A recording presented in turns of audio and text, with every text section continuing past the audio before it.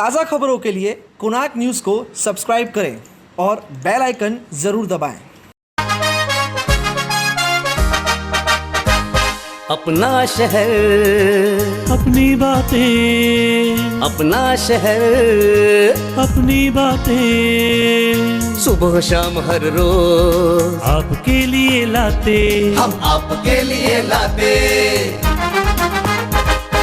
कहीं पे चोरी, कहीं पे डाका, ब्रेकिंग न्यूज में बगुन टाका, मंत्री मौजी पाड़े का काका, न्यूज अपनी चटपटा पटाका, पटा पटाखा पटा पटाखा। खबर दर खबर पहुँचे आपके घर, देखे न्यूज ये पूरा शहर। News, reviews and interviews, fresh and hot, without excuse. Without excuse, without excuse. So tune in, keep watching. पूरे शहर की बातें, अपना शहर, अपनी बातें, अपना शहर, अपनी बातें, सुबह शाम हर रोज आपके लिए लाते, हम आपके लिए लाते। कोणार्क, अपना शहर अपनी बातें। नमस्कार, मैं हूं निखिल रमन राजपाल और आप देख रहे हैं कोणार्क, अपना शहर अपनी बातें। आइए तो देखते हैं शहर और देश से जुड़ी कुछ ताजा तरीन खबरें। कोणार्क, अपना शहर अपनी बातें। बिजली का बिल वक्त पर न भरने वाले सावधान, क्योंकि महावितरण विभाग ने एक सूचना जारी की है और इस सूचना में यह बताया गया है कि जो लोग 3 सप्ताह के अंदर अपना बिजली का बिल नहीं चुकाएंगे उनकी बिजली की कनेक्शन काट दी जाएगी। लाइट बिल समय पर न भरने वाले लोगों को महावितरण देगी जोर का झटका। 3 हफ्ते में बिजली कनेक्शन कटेगा। बिजली का बिल रोक कर रखने वाले 14,29,811 ग्राहक जाएंगे अंधेरे में। आपने बिजली का बिल भरा है ना? अगर नहीं भरा है, रोक कर रखा है तो आज ही भर दे, क्योंकि बिजली का बिल जिन्होंने भरा नहीं है उनको महावितरण बड़ा झटका देने के तैयारी में है। अगर आपने बिजली का बिल रोक कर रखा है तो 3 हफ्ते के बाद आपका कनेक्शन काट दिया जाएगा। इस मामले में महावितरण की ओर से सूचित किया गया है।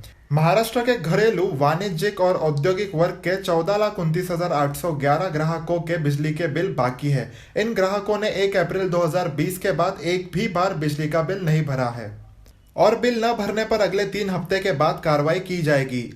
सभी ग्राहकों का बिजली कनेक्शन काट दिया जाएगा। पश्चिम महाराष्ट्र में पिछले 10 महीनों में एक भी बार बिजली का बिल न भरने वाले घरेलू ग्राहकों की संख्या सर्वाधिक 12,68,487 है। इन ग्राहकों का मिला के 856 करोड़ 81 लाख रुपयों का बिल बाकी है। कोणार्क, अपना शहर अपनी बातें। जालसाजी की घटनाएं हम आपको दिखाते रहते हैं। हमारा यह मकसद होता है कि आप उन्हें देखकर सतर्क रहें। प्रस्तुत खबर में ऐसा है कि एक व्यक्ति सोने के आभूषण की दुकान से पूरा का पूरा सोने के आभूषणों का बक्सा लेकर भाग गया। आप भी ये जरूर देखें, सावधान और सतर्क रहें।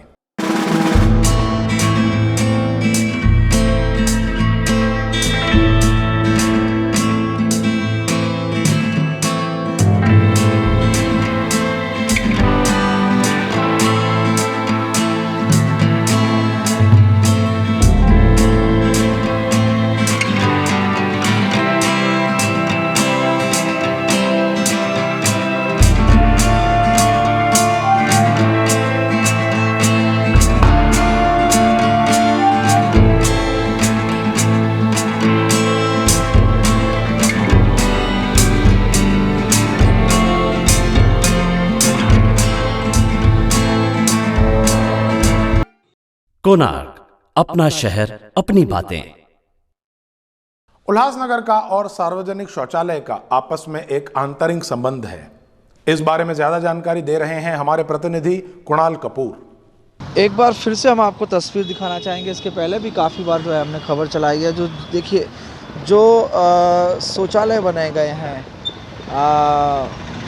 कुछ समय पहले भी हमने खबर बताई थी कि इनकी हालत, इनकी व्यवस्था काफ़ी ख़राब है। पानी होना चाहिए इस्तेमाल के लिए, तो पानी नहीं है। कई असामाजिक तत्वों ने जो है इसमें पानी की टांकियों को भेज दिया, लेकिन जो साफ़ सफाई होनी चाहिए वो भी यहाँ पर नहीं। अगर पानी नहीं होगा तो साफ़ सफाई किस प्रकार से होगी? आप देख लीजिए, अब ये किस प्रकार से जो है ये ख़राब व्यवस्था में पूरी पड़ा हुआ है। इसका इस्तेमाल लोग करते हैं और ये जो पूरा यूरिन है आप देख सकते हैं ये बहते हुए जो है रास्तों पे जाता है ये। और आप यहाँ से जाएंगे, ये जो जगह है बोट क्लब के ठीक सामने की जगह है, और इस जगह से जब भी आप निकलेंगे तो आपको बदबू का सामना करना पड़ेगा। कचरे की भी डब्बे हैं, हालांकि वहाँ पर साफ़ सफाई नज़र आ रही है, पाउडर का छिड़काव किया गया है, लेकिन सवाल वही उठ रहा है कि लाखों करोड़ रुपए खर्च करके जो कि ये शौचालय बनाए गए थे, अब इनकी हालात जो है इसी तरीके से है, लेकिन इसको सुधारने का कार्य नहीं किया जाता। यदि कोई यहाँ पर इसका इस्तेमाल करता है तो पानी की यहाँ पर व्यवस्था नहीं है, और साफ़ सफाई भी आप देख लीजिए कि ना के बरोबर ही यहाँ पे की जाती है। पहले भी हमने खबर बताई थी कि किस प्रकार से यहाँ पे पानी की टांकी ऊपर होनी चाहिए थी, तो पानी की टांकियाँ नहीं है, क्योंकि कुछ असामाजिक तत्वों ने जो है इस पानी की टांकियों को निकाल के बेच दिया।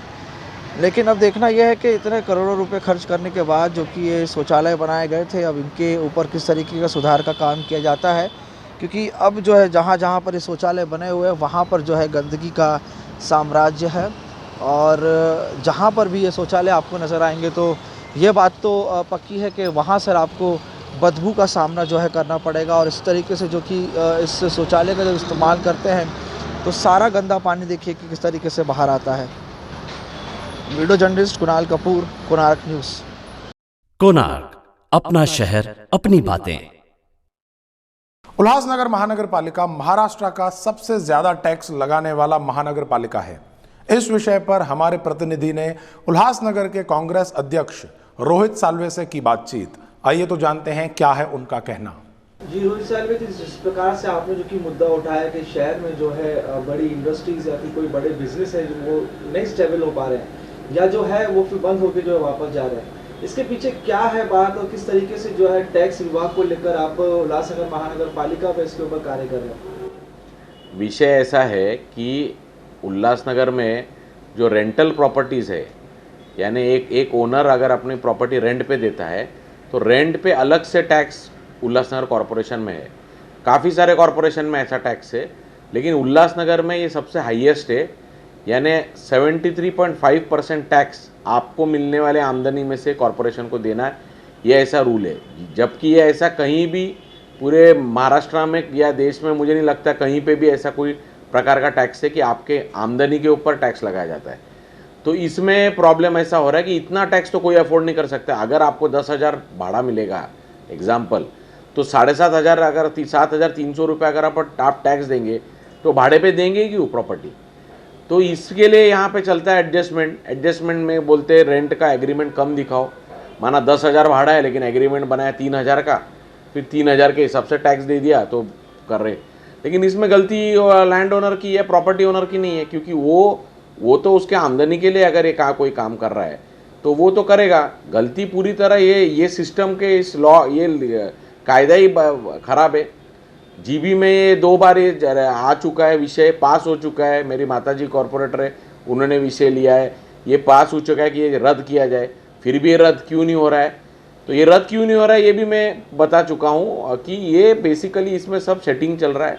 इस सेटिंग में रेंट वालों से एग्रीमेंट के इसमें एडजस्टमेंट करके उसको सेक्शन बांध के कि ठीक है आपके 4 अगर खोली है या 4 कॉमर्शियल प्रॉपर्टीज़ है तो 2 को 3 को रेंट पे दिखाएंगे, अपना 1 को रेंट पे दिखाएंगे, 3 को नहीं दिखाएंगे और बाकी का ये करेंगे। तो इसमें मेरा आरोप ये है कि जो पैसा सीधे सीधे वाइट में कॉरपोरेशन को आना चाहिए या जो पैसा लैंड ओनर को जाना चाहिए, मेरा कहना है कि पैसा या तो ज़मीन मालक को मिले या पैसा कॉरपोरेशन को मिले। ये बीच में से जो लोग इसमें फलका मार रहे वो लोगों को क्यों पैसा मिले, उनको उनका ड्यूटी उनको पगार अगर है तो वो छोड़ के ये काम नहीं करना चाहिए। जो आपने बोला कॉरपोरेट जो कंपनीज है, मतलब corporate companies in the sense जो बड़े कमर्शियल एस्टैब्लिशमेंट है, मोस्टली इसमें बैंक्स आ गए, एटीएम्स आ गए, आपके बड़े कोई ये जैसे ब्रांड्स जैसे बिग बाज़ार हो, मैकडोनल्ड्स हो, KFC, CCD, तो ये सब आप देख रहे हैं उल्लासनगर में सब बंद हो चुके हैं। ये आप ऑब्जर्व कीजिए, ये बंद होने के पीछे मेजर रीज़न जो मैंने चर्चा की वो यही हो रहा है कि ये रेंट कौन भरेगा इतना, ये टैक्स कौन भरेगा, तो टैक्स कौन भरने के चक्कर में ये बंद हो रहा है। तो ये सभी चीज़ें, अभी ये 2 चीज़ें हैं, ये शहर में सुविधा पुराने मतलब एक सुविधा प्रोवाइड करने वाले कंपनीज है। इन शॉर्ट जैसे अगर बिग बाज़ार है या CCD है तो ये एम्प्लॉयमेंट भी जनरेट करती है, एम्प्लॉयमेंट दे रही है, टैक्स दे रही है वाइट में। अच्छा, जो ब्लैक में धंधा कर रहा है उसको कोई तकलीफ नहीं, क्योंकि वो तो एग्रीमेंट कच्चा दिखा रहा है। लेकिन जो वाइट में, ये इन लोग तो कॉर्पोरेट्स तो वाइट में ही धंधा करेंगे, ब्लैक में करेंगे नहीं। तो ये वाइट में जो कर रहे हैं, इसमें ये सब प्रॉब्लम हो रहा है। इसके वजह से बहुत बड़ा नुकसान पहले, सबसे पहले लैंड जो प्रॉपर्टी ओनर है उसको हो रहा है, दूसरा जो कंपनी आ रही है उसको हो रहा है, तीसरा कॉर्पोरेशन को जो टैक्स आ रहा है, आना चाहिए, वो चुपके वो नहीं मिल रहा है, एम्प्लॉयमेंट जनरेट होने चाहिए वो नहीं हो रहा है, बड़े बड़े इससे सर्विसेज मिलेंगे, अच्छे ये रहेंगे, वो नहीं हो रहा है। तो ऐसे जो खतरनाक टैक्स है इसको रद्द करने के लिए हम लोग उसका पाठपुरावा कर रहे हैं। इस संदर्भ में कमिश्नर सर से मेरी मीटिंग हुई। कमिश्नर सर ने पॉजिटिवली बताया कि हाँ, ये है, गलत तो है, इसके बारे में हम लोग जल्द से जल्द निर्णय लेंगे। इस दौरान मैंने लोगों से अपील की है कि ये इस विषय पे अगर अभी जल्दी अगर कोई डिसीजन नहीं होएगा तो बड़े लेवल पे, शहर लेवल पे एजिटेशन कांग्रेस पार्टी की तरफ से किया जाएगा। इस एजिटेशन में मैं आपके माध्यम से फिर से लोगों को अपील करता हूँ कि आपके जो भी विषय, अगर इस बारे में कोई आपको हैरेसमेंट है, टैक्स डिपार्टमेंट से हो, कॉरपोरेशन से हो, या कोई भी ऐसी तकरार है, पर्टिकुलरली किसी के बारे में आपको तकरार भी है, तो आपके साथ में कंधे से कंधा मिला के हम आपके साथ में खड़े रहेंगे। तो आप कृपया करके इस विषय के लिए हमें सपोर्ट कीजिए। और इस विषय पे अगर आगे कोई भी रहेगा तो आपके चैनल से मैं सभी को, आपका भी धन्यवाद करता हूँ कि इस विषय पे आपने मेरा इंटरव्यू लिया। धन्यवाद। कोणार्क, अपना शहर, अपनी बातें। उल्लासनगर का पानी की व्यवस्था में नाम खराब है, फिर चाहे वो व्यवस्था पीने के पानी की हो या ड्रेनेज की। आइए तो देखते हैं ऐसा ही एक पानी की बर्बादी का किस्सा। इस वीडियो में आप देख सकते हैं कि किस प्रकार से नाले का गंदा पानी पूरे परिसर में कितना तेजी से बह रहा है। ये नज़ारा सिर्फ यहीं का नहीं, ऐसे शहर के कई जगहों पर आपको नज़ारे देखने को मिलेंगे जहां पर नाले की सफाई सही समय पे नहीं की जाती, जिसकी वजह से इस प्रकार की मुसीबतें आसपास के परिसरों को और नागरिकों को झेलनी पड़ती है। अब देखना यह है कि जिस प्रकार से स्वच्छ भारत अभियान की मुहिम चलाई जा रही है, उसके अंतर्गत शहर भर के नालों को किस प्रकार से साफ किया जाता है। बहरहाल, यदि आपके परिसर में भी ऐसी कोई दिक्कतें हैं तो आप हमारे दिए हुए नंबरों पर संपर्क करें, ताकि आपकी समस्या को हम प्रशासन तक पहुंचाएं और इसका कोई हल निकाल सकें। कोणार्क, अपना शहर, अपनी बातें। 7 फरवरी को उत्तराखंड के चमोली में आई भीषण आपदा में 30 लोगों के मौत की पुष्टि हो पाई है, जबकि अब तक 130 लोग लापता हैं, जिन्हें 600 से अधिक जवान रेस्क्यू ऑपरेशन करके ढूंढ रहे हैं।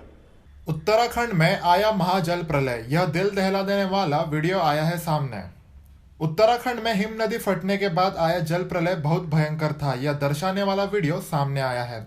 यहाँ पर तपोवन हाइड्रो इलेक्ट्रिक ऊर्जा प्रकल्प का निर्माण कार्य जो शुरू था वह भी अब बर्बाद हो चुका है। इस प्रोजेक्ट में काम करने वाले सारे मजदूर इस आए जल प्रलय में सब बह जाने के कारण अभी भी लापता है। रेस्क्यू ऑपरेशन में अभी तक 30 लाशें मिली है और 170 लोग लापता है। इसमें बहुत से लोग तपोवन टनल के मलबे में फंसे हुए हैं, ऐसी जानकारी सामने आ रही है।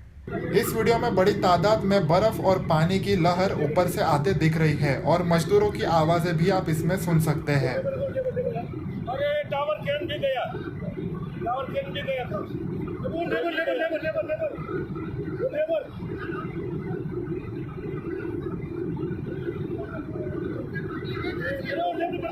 एक मर गया। अरे बेचारे गए काम नहीं।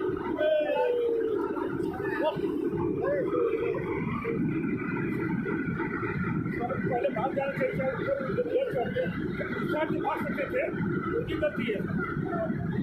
कोणार्क, अपना शहर, अपनी बातें। वाराणसी के कैंट में स्थित एक कॉलेज में एक व्यक्ति का नरकंकाल मिला है। आइए तो लेते हैं इस पर ज्यादा जानकारी। वाराणसी के जेपी कॉलेज में तब हड़कंप मच गया जब कॉलेज परिसर में से एक व्यक्ति का नरकंकाल पाया गया। कॉलेज परिसर में जब साफ सफाई की जा रही थी तब कॉलेज के पिछले हिस्से में यानी कि परितत्व भवन में एक व्यक्ति का कंकाल देखा गया। तब वहां पर साफ सफाई कर रहे कर्मचारियों ने इसकी जानकारी कॉलेज प्रशासन को दी, जिसके बाद कॉलेज प्रशासन ने इसकी जानकारी पुलिस को दी। पुलिस घटनास्थल पर पहुंची और अपने साथ फॉरेंसिक टीम को भी लाई।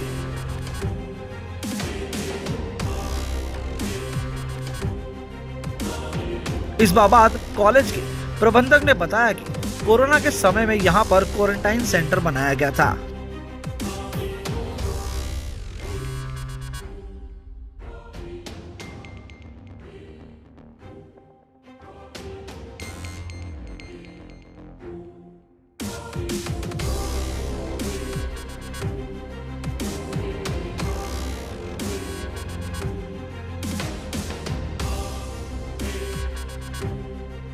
ये जेपी मेहता इंटर कॉलेज है, कचहरी के पास से। वहाँ पे एक सूचना प्राप्त हुई कि पीछे क्लासरूम कुछ यहाँ बने हुए हैं। एक्चुअली मेन बिल्डिंग आगे है, इंटर कॉलेज के पीछे जो है ये गेट लगा हुआ है, पूरी बाउंड्री है, और ये पोर्शन पिछले 15 साल से यूज नहीं होता है, बता रहे हैं। जर्जर बिल्डिंग है काफ़ी। तो कुछ आज इधर सफाई का काम चल रहा था, इधर काफ़ी झाड़ियाँ उग गई थी, तो सफाई का काम चल रहा था। इधर कुछ लड़के आए, उन्होंने खिड़की से देखा, फिर सूचना दी। तो सूचना प्राप्त होने के बाद यहाँ स्थानीय पुलिस और फॉरेंसिक की टीम मौके पर आई और यहाँ से सब सैंपल कलेक्ट किए गए हैं और आगे की कार्रवाई फिर पोस्टमार्टम वगैरह किया जाएगा और उसमें निर्धारित किया जाएगा कि क्या कारण रहा डेथ का। ये सब चीज़ें पोस्टमार्टम के बाद पता चलेंगी। प्रथम दृष्टिया सर क्या लग रहा है? प्रथम दृष्टिया अभी कुछ कहा नहीं सकता, क्योंकि बॉडी काफ़ी पुरानी है और डिकम्पोज हो चुकी है काफ़ी हद तक, तो ऐसे देख करके कुछ कोई इंप्रेशन नहीं दिया जा सकता। मेल बॉडी है कि फीमेल बॉडी है? ये भी नहीं बताया जा सकता, डिकम्पोज काफ़ी हो चुकी है। तो ये पोस्टमार्टम के बाद इंटरनल पार्ट्स का जब होगा तभी पता चलेगा। कोणार्क, अपना शहर, अपनी बातें। अंबरनाथ के रोहित भोरे ने 950 कराटे पंच मारकर नया विश्व कीर्तिमान बनाया है। इस मौके पर इस युवक को महाराष्ट्र के उप मुख्यमंत्री अजित दादा पवार ने सम्मानित किया तथा शुभेच्छा दी।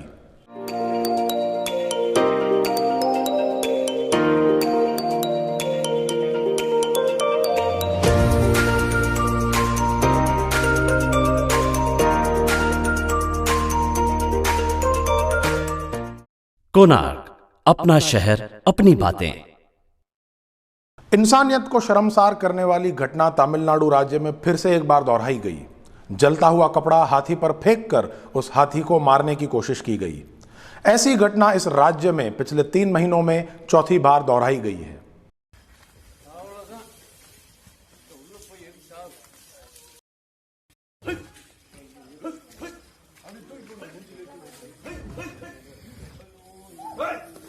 यो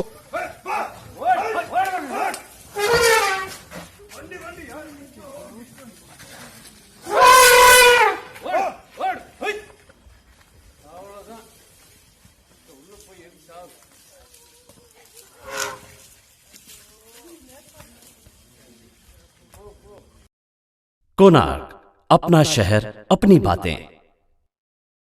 बदलापुर पुलिस स्टेशन की हद में 4 फरवरी को एक चोरी की घटना सामने आई थी। पुलिस के पास इस घटना की सीसीटीवी फुटेज थी। पुलिस ने डिलीवरी प्राइवेट कोरियर कंपनी के गोदाम से 2 व्यक्तियों को तिजोरी के चोरी के आरोप में गिरफ्तार किया। आइए तो इस बारे में ज्यादा जानकारी लेते हैं वरिष्ठ पुलिस निरीक्षक दत्ता गावड़े से। जो या चोरीचा जो मुख्य सूत्रधार आहे अजय कमलाकर सूर्यवंशी, हा त्या कंपनीचा कामगार आहे। तो त्या ठिकाणी डिलिव्हरी बॉयचं काम करतो। याने ही सर्व माहिती आतमध्ये डिलिव्हरी करून किती पैसे जमा होतात, कुठे ठेवले जातात, ही सगळी माहिती त्याच्या इतर 4 मित्रांना दिली आणि त्या चौघांनी तो प्लॅन सक्सेस करून ती तिजोरीच लुटलेली आहे। कारण तिजोरी जी आहे ती डिजिटल तिजोरी आहे, ती तोडता येणं त्यांना शक्य नाही झालं। त्यांनी ते प्रयत्न केले तिजोरी खोलण्याची, पण तिजोरी खोलणं त्यांना ते शक्य झालेलं नाही। त्याच्यामुळं पूर्ण रकमेसहित जशीच्या तशी तो तिजोरी जी आहे ती आम्ही परत त्यांच्याकडनं प्राप्त केले। या गुन्ह्यामध्ये आम्ही 2 आरोपी अजय सूर्यवंशी आणि राज उर्फ विशाल माणिक मालाकार या दोघांना अटक केलेली आहे। दोघांची पोलीस कस्टडी रिमांड घेतली। तो चोरीची जी तिजोरी आहे पैशासहित ती आम्हाला रिकवर करून दिलेली आहे। कोणार्क, अपना शहर, अपनी बातें। वंचित बहुजन अघाड़ी ने सेंट्रल हॉस्पिटल के स्वास्थ्य अधिकारी अधीक्षक सुधाकर शिंदे को ज्ञापन सौंपकर भंडारा जिले में हुई घटना यहां पर ना हो इसके लिए स्टेप्स उठाने के लिए आह्वान किया। हम आपको बता दें कि भंडारा जिले में एक अग्निकांड में कई बच्चे जलकर मर गए थे। वंचित बहुजन आघाडीचा विजय असो, वंचित बहुजन आघाडीचा विजय असो। प्रकाश आंबेडकर आगे बोलो, हम तुम्हारे साथ हैं। प्रकाश आंबेडकर आगे बोलो, हम तुम्हारे साथ हैं। वंचित बहुजन आघाडीचा विजय असो, वंचित बहुजन आघाडीचा विजय असो, वंचित बहुजन आघाडीचा विजय असो। बाळासाहेब आंबेडकर आगे बोलो, हम तुम्हारे साथ हैं। असं कोणाला वाटत नाही का आपल्या हॉस्पिटलला असं व्हावं. महाराष्ट्रात असं परत घडलं नाही. महाराष्ट्रात नाही, भारतात पण नाही. हा, कुठेच होऊ नये असं. मी आणि ते दुर्दैवी झालं. हॉस्पिटल असतील किंवा सरकारी असतील तर सगळ्यांना मी निवेदन हे मी सांगण्याचं काम असतं की लोकांना माहित नसतं इथे काय आहे ते. डायलिसिस युनिट बघा डॉक्टर आपले आर्किलॉग शाह म्हणून आहे ते आपल्याकडे आहेत. ते प्रायव्हेट जे डॉक्टर आहेत त्यांना पण बोलवतो आणि ऑपरेशन कोणत्याही प्रकारचे थांबलेले नाही. आपण प्रायव्हेटचे डॉक्टर बोलून ते ऑपरेशन करतो. एकदम ते बोलवतो. आपल्या 4 नंबरला जे प्रसूतिगृह आहे तर आपल्याकडे बरेच असे केसेस सध्या बंद आहे की बऱ्याच वेळेस पेशंटला आपण कळवलं ट्रान्सफर करतो. तर त्याचं काय कारण असतं कळवलं? 4 नंबरचा तर मी काय स्टेटमेंट नाही करणार. आपल्याकडे इकडून पण कळवलं जातात पेशंट आहे. ते कळवलं जाण्याचं कारण असं की जास्त प्रमाणात जर ब्लिडिंग होत असेल, पेशंट प्रॉब्लेमॅटिक असेल, इथे होण्यासारखं असेल तर पाठवतो.